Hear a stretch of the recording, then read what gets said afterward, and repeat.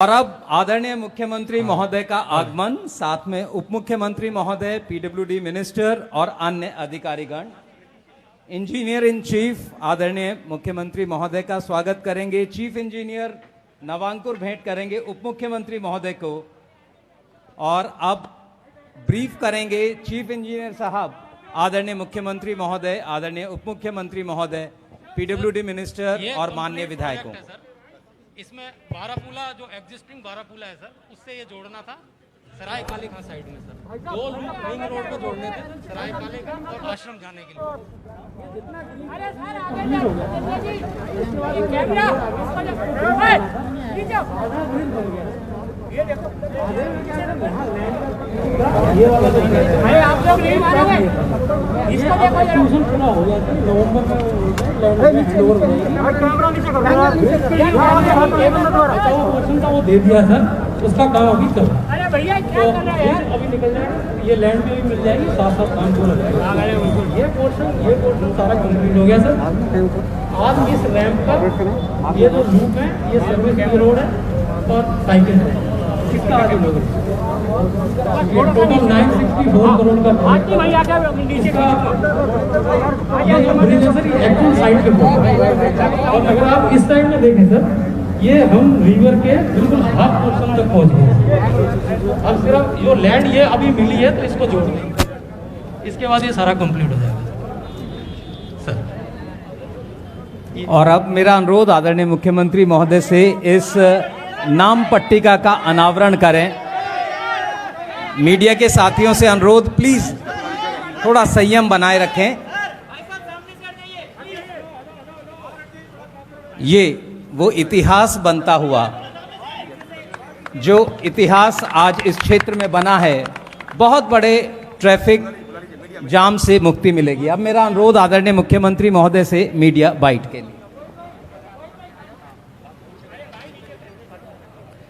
जैसा भी आप लोग देख रहे हैं कि आज यहाँ पे ये सर्विस रोड, रैंप, लूप और साइकिल ट्रैक, इनका इनॉग्रेशन हो रहा है।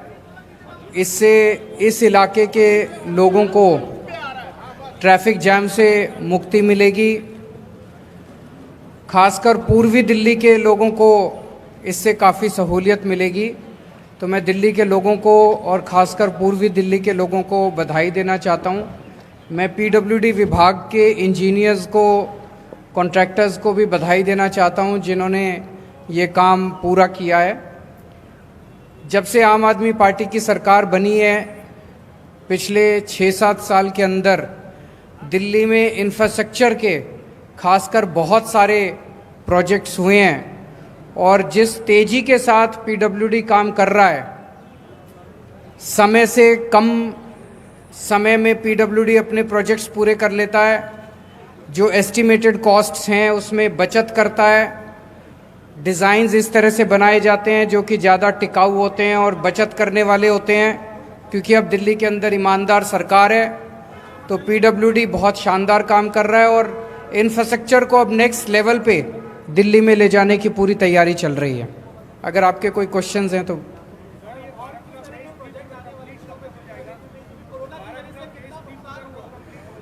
ये वाला पूरा 1.5 साल और लगेगा, मार्च 23। वो जो अभी देखा आप लोगों ने, इन्होंने समझाया, 2 हिस्से हैं जहाँ पे ज़मीन नहीं थी, विवाद चल रहा था। अब नवंबर में हमें ज़मीन मिल जाएगी वो वाली। तो नवंबर में ज़मीन मिलने के बाद जब ये शुरू होगा तो 1.5 साल के अंदर पूरा हो जाएगा। किसकी वजह से? कोरोना की वजह से तो सारे कामों में पूरी ज़िंदगी रुक गई थी। आप लोग देख रहे हैं लगभग 1.5 साल सारे प्रोजेक्ट्स एक तरह से 1.5 साल के लिए रुक गए थे। अब जब कोरोना नॉर्मल होने लगा है तो सारी ज़िंदगी फिर से ट्रैक पे आने लगी है। एजुकेशन मिनिस्टर साथ ही खड़े हैं। मैंने कल भी बताया था कि 1 सितंबर से अब स्कूल खोलने की तैयारी है, स्कूल, कॉलेज, कोचिंग इंस्टीट्यूट्स, और उसका प्रॉपर एसओपी हम जारी करेंगे। बस एक ही चीज़ है कि किसी भी बच्चे को स्कूल आने के लिए बाध्य नहीं किया जाएगा, या उसको स्कूल नहीं आने पर अगर वो प्रेफर करता है कि ऑनलाइन क्लास है तो लेगा तो ऑनलाइन क्लास की सुविधा दी जाएगी।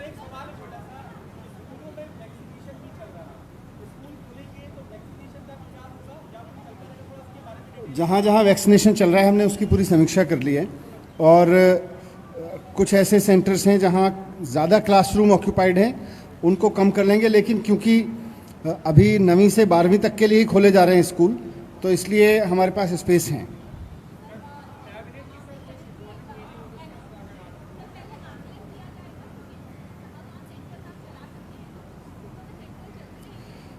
सेंटर भी चलते रहेंगे क्योंकि क्लासरूम काफ़ी हैं और नए भी बन गए हैं, तो क्लास रूम्स की कमी नहीं है हमारे पास। क्लासरूम्स जहाँ जहाँ राशन बंटने का और वैक्सीनेशन का काम जिन स्कूलों में चल रहा है वो चलता रहेगा, उसको थोड़ा सा बच्चों से अलग कर देंगे ताकि बच्चे उनके कांटेक्ट में ना आए। और जैसा अभी मंत्री जी ने बताया कि चूंकि अभी 4 ही क्लासेस खुल रही हैं तो ऐसा कोई स्पेस की प्रॉब्लम नहीं है। जो उन्होंने कहा जी, अभी कैबिनेट की मीटिंग हुई थी और उसमें कई सारे अहम निर्णय लिए गए हैं। एक तो door step delivery of services, जैसा आप लोग जानते हो कि लगभग 150 सर्विसेज ऐसी हैं दिल्ली के अंदर जो 1076 फ़ोन नंबर पे आप फ़ोन करो और आपके घर पे आके सरकार आपका काम करके जाती है। ये सर्विस केवल इंडिया में नहीं, पूरे देश में अपने तरह की अकेली सर्विस है।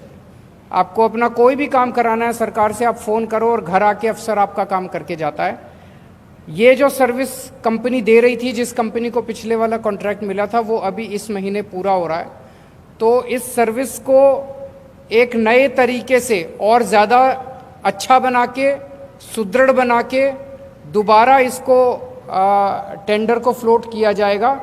उसके बारे में आज कैबिनेट ने निर्णय लिया है और इसमें कई सारे चेंजेस, जैसे 1076 को टोल फ्री किया जाएगा।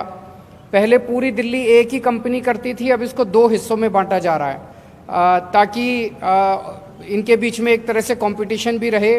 बाई चांस एक कंपनी का काम ठीक नहीं होता तो दूसरी कंपनी को इन्वॉल्व किया जा, तो 2 हिस्सों में इसको, इस तरह के कई सारे चेंजेस हैं जो अभी थोड़ी देर में प्रेस रिलीज के जरिए आपको बताए जाएंगे। दूसरा, हेल्थ इंफॉर्मेशन मैनेजमेंट सिस्टम, जो आप लोग जानते हैं कि दिल्ली के सारे अस्पतालों को एक साथ जोड़ा जा रहा है, सबको एक प्लेटफॉर्म पे लाया जा रहा है और एक पोर्टल बनाया जा रहा है जिसके ज़रिए हमें पता रहेगा किस अस्पताल में कितने बेड खाली हैं, किस अस्पताल में कौन सी कितनी दवाई है, सारी स्टाफ पोजीशन, मेडिकल पोजीशन, सारी चीज़ें, बेड कितने, किस अस्पताल में कितने वेंटिलेटर खाली हैं, आपको क्लिक ऑफ द बटन पे पता चल जाएगा। इसके ज़रिए आप डॉक्टरों से, आपको लंबी लंबी लाइनें लगाने की ज़रूरत नहीं पड़ेगी अस्पतालों के अंदर। आप अपने फ़ोन के ऊपर ही डॉक्टर से अपॉइंटमेंट फिक्स कर सकते हैं और तय समय के ऊपर आप अस्पताल जा सकते हैं। तो ये पूरा का पूरा सिस्टम बनाने का आज कॉन्ट्रैक्ट दे दिया गया है। कौन सी कंपनी है? NEC को कॉन्ट्रैक्ट दे दिया गया है और 130 करोड़ के लगभग का ये पूरा प्रोजेक्ट है।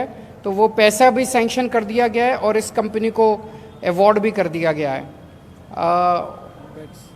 हाँ, लगभग 7,000 नए बेड्स तैयार किए जा रहे हैं सरकारी हॉस्पिटल्स के अंदर। ये बहुत बड़ा एक तरह से हेल्थ इंफ्रास्ट्रक्चर के अंदर इजाफा है।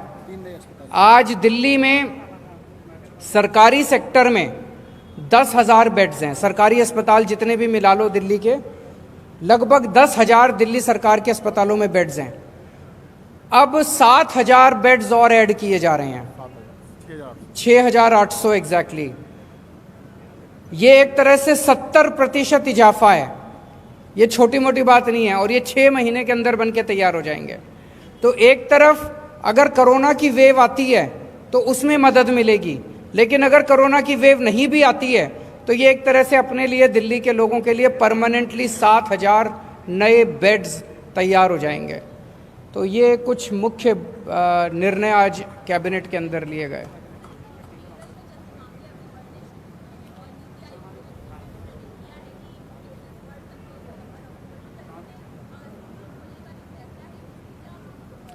आज दिल्ली के अंदर स्थिति कंट्रोल में है और सबको ये लग रहा, पेरेंट्स भी, एक समय ऐसा था जब पेरेंट्स कहते थे जी हमें बच्चों की बड़ी चिंता है, अभी मत भेजना। अब पेरेंट्स आके कहते हैं जी जल्दी जल्दी स्कूल खोलो ताकि हमारे बच्चे स्कूल आ सकें और पढ़ाई शुरू हो सके। तो अभी दिल्ली के अंदर डेली 30, 40, 50 केसेस आ रहे हैं और हम 70,000 टेस्ट करते हैं, तो स्थिति कंट्रोल में है। हम इस पे नज़र रखेंगे, लगातार नज़र रखेंगे। स्कूल खोलते हैं, धीरे धीरे खोलते हैं, अगर दोबारा बंद करने की ज़रूरत पड़ी तो देखते हैं, लेकिन अगर स्थिति नॉर्मल रहती है, भगवान ना करे अगर थर्ड वेव नहीं आती तो बहुत अच्छी बात है, फिर धीरे धीरे सारे स्कूल कॉलेज खुल जाएं। एग्जैक्ट डेटा मेरे पास। दिल्ली में टोटल 1,30,00,000 से ज़्यादा लोगों को वैक्सीनेशन की जा चुकी है, जो फर्स्ट डोज और सेकंड डोज मिलाकर है, और सेकंड डोज जो है 30 लाख से ज़्यादा लोगों को लगाई जा चुकी है। तो कुल मिलाकर दिल्ली की जो एडल्ट पॉपुलेशन है, एडल्ट पॉपुलेशन के बहुत बड़ी संख्या में लोगों को वैक्सीनेशन लगा चुके हैं।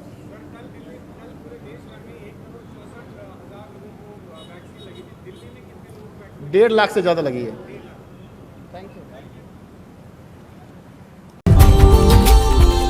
Subscribe now and press the bell icon. Never miss an update.